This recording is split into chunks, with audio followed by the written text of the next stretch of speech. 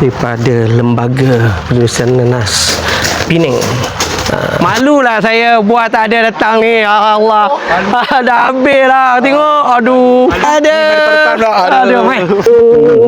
Aduh. Allah. Je. Main je. Masuk sana.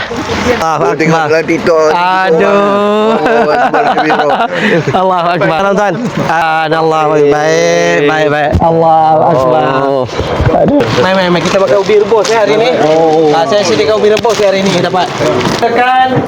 Ini ubi kayu muda lagi, ya. Sebab belum cukup matang lagi, tapi boleh rasa. Ni makan.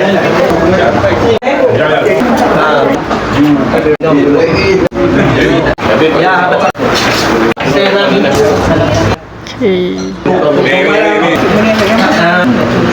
Ubi ni kan. Saya wakil daripada Lembaga Penasihan Nanas Negeri Selangor. Pada memang gunakan WIMAX. Apa mahal sebenarnya dia berbaloi. 12 inci kita boleh dapat 1,100 pokok. Anak lain. Anak benih. Padin biarkan 1 tahun anak benih Padin. 1 tahun. Okey, bawa balik. Ni anak dia. Terjatuh. Dah ya, sabar ya. Baik. Biasa begitulah. Yang mana saja tu baju.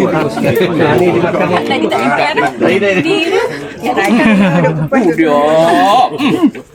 Memang terbaik ya. Ni nenah. Dia belum muda lagi. Ke mana? Mudah tu makan. Muda lagi. Pulau Pinang.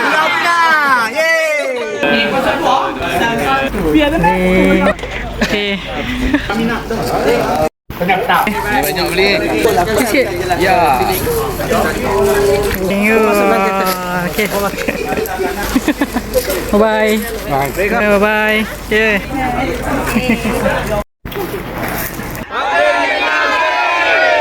Pak Din Nanas terbaik, tanah dijaga, hasil luar biasa.